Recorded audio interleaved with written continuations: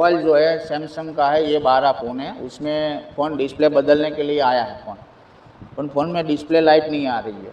तो display light बिल्कुल नहीं आ रही है। हम चेक करते हैं फ़ोन चार्जिंग में लगा के, तो उसमें कोई डिस्प्ले आ रही नहीं है, कोई लाइट नहीं आ रही है। नई डिस्प्ले है तो अभी मदरबोर्ड में उसका कुछ इश्यू है, तो हम उसको चेक करेंगे कि भाई मदरबोर्ड में कहाँ से प्रॉब्लम है।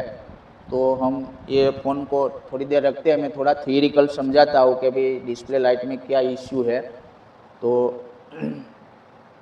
ये फ़ोन की सर्किट डायग्राम है, उसमें जो लाइन जो है सप्लाई, उसमें एक डिस्प्ले की एनोड है, डिस्प्ले की 2 कैथोड है और एक PWM ब्राइटनेस की लाइन है, CABC PWM।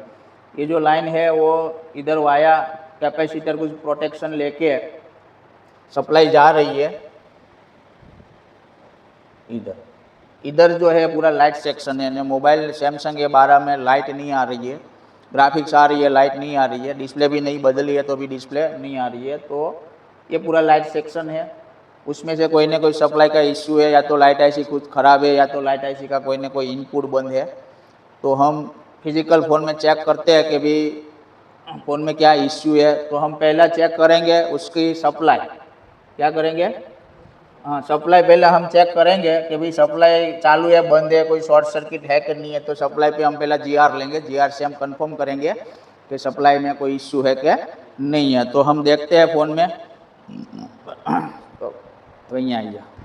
तो हम उसकी सप्लाई जो है देखते हैं कि भाई कोई मदरबोर्ड में क्या है। तो हम उसके ऊपर पहला हम GR चेक करेंगे कि भाई GR एनोड कैथोड में कितना आएगा। देखते हैं कि भाई एक एनोड में जो है 528 आना चाहिए, कैथोड में जो है 642 GR आना चाहिए, અને PWM जो है 735 GR आना चाहिए। और तीन में हमको GR लेना है। तो GR कैसे है हम देखते हैं। तो हम पहला जो है PWM का GR लेते हैं, बाद में कैथोड का और बाद में एनोड का, और एक इधर कैथोड का है, 2 कैथोड का GR है। तो हम मीटर को हम रख देते हैं डायोडा मोड पे। ये डायोडा मोड है, डायोडा मोड पे रख देते हैं और हम GR लेते हैं कि भाई GR में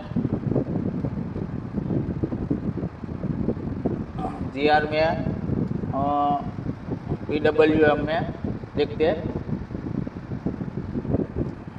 1 2 3 4 5 6 7 8 ने 9, उसमें 500 आसपास GR आ रहा, ओके है। 10 11 12 13 14 15 कैथोड में भी आ रहा है।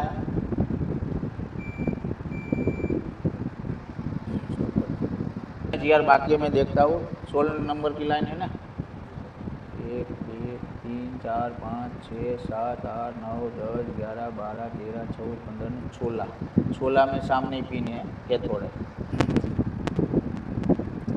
1 2 3 4 5 6 7 8 9 10 11 12 13 14 15 16। देखो 16 जो एनोड वाली लाइन है उसमें पूरा बीप बज रहा है, मतलब में एनोड वाली लाइन क्या हो गई है, शॉर्ट सर्किट हो गई है। तो एनोड वाली लाइन जो है उसमें शॉर्ट सर्किट है, बराबर। तो उसमें हम चेक करते हैं, ये लाइट सेक्शन है।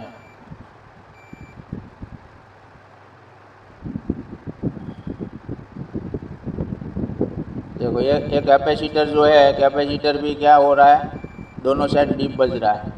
क्या हो रहा है, मतलब में एनोड की लाइन में इधर ही प्रॉब्लम है। इधर जो है लाइट सेक्शन है, लाइट सेक्शन में इधर ये 2 कैपेसिटर है, एक डायोड है, पूरा बीप मार रहा है। ये जो GR लिया है इधर 16 नंबर की पिन जो है ये GR की जगह पे, उसके वहाँ जो है बीप बज रहा है। उसका मतलब कि एनोड की लाइन जो है फुल शॉर्ट हो गई है।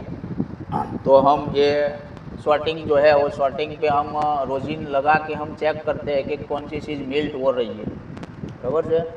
बराबर, ये एरिया जो है पूरा क्या है, शॉर्ट सर्किट है। तो हम उसके वहाँ पहला रोज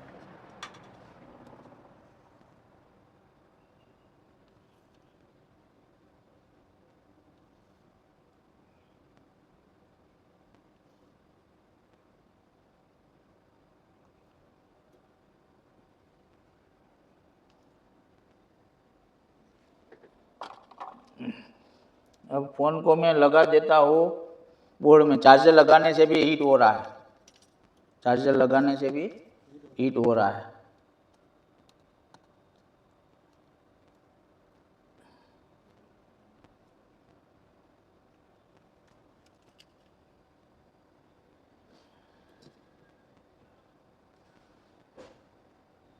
अब ये कौन सी चीज़ हीट हो रही है?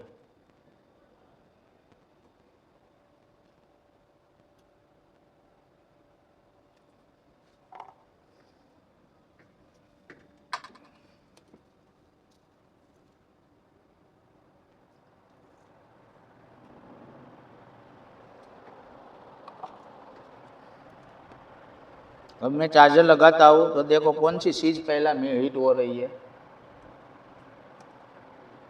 कौन सी पहला हो रही थी? तीन। पहला ये कैपेसिटर है, बाद में ये दो साथ में, तीनों तीन साथ में, ये कैपेसिटर पे डाउटफुल है क्योंकि ये लाइन जो एनोड की लाइन जो है फुल शॉर्ट है, तो हम ये कैपेसिटर पहला निकाल लेते हैं।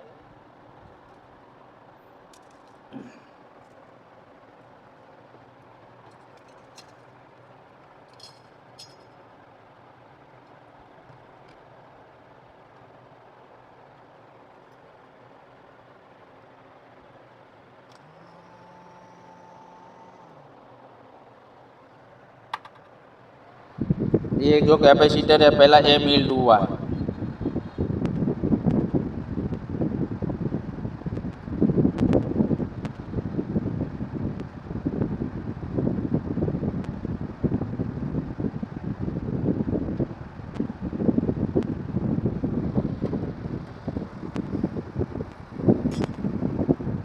हम देखते हैं कैपेसिटर शॉर्ट है कि नहीं है।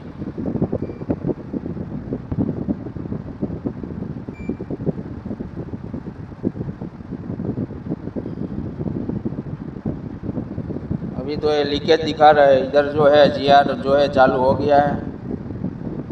हाँ, इधर जो है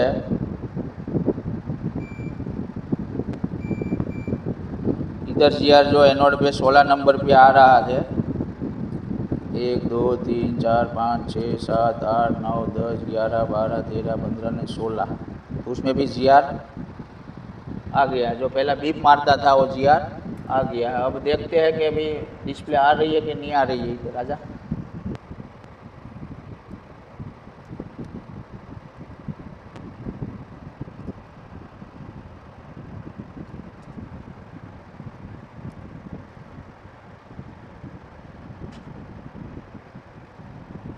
अभी ग्राफिक्स आ रही है, देखो वाइट वाइट ठीक है, डिस्प्ले नहीं आ रही है।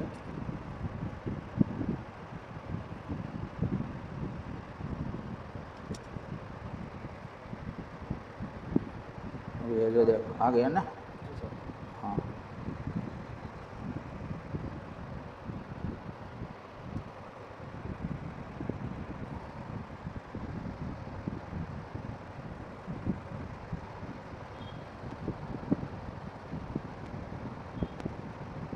चार्जिंग जैक भी खराब लगता है।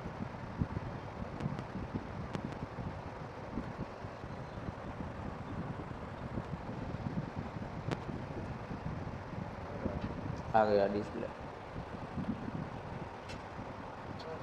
हाँ,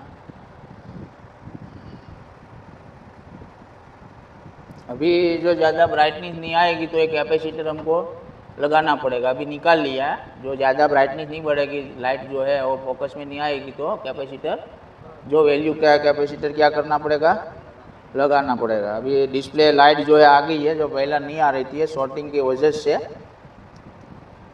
ये लाइट नहीं आ रही है।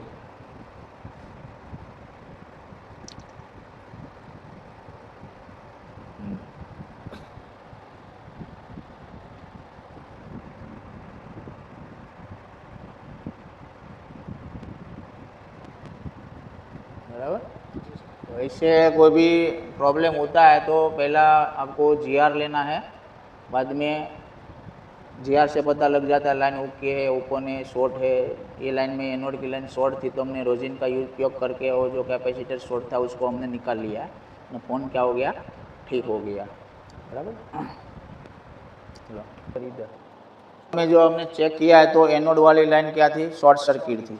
ये सभी में जीआर आना चाहिए, उसकी जगह पे एनोड वाली जो 24 वोल्ट वाली लाइन थी उस पे जो जीआर की जगह पे ऑयल ओपन जो है 000 वैल्यू आ रही थी, मतलब में लाइन शॉर्ट मिली थी। ये लाइन शॉर्ट मिली है तो हमने चेक किया तो इधर का जो सभी एक कैपेसिटर दो है, ये कैपेसिटर है, डायोड है, सारी ग्राउंड के साथ क्या बज रहा था, बीप मार रहा। हमने इधर पे रोजिन लगाया, रोजिन मारने के बाद बैटरी लगा के चार्जर लगाया तो ये एक साथ में तीन, पहला ये गर्म हुआ, बाद में दोनों साथ में और तीनों तीन साथ में हीट हो गया।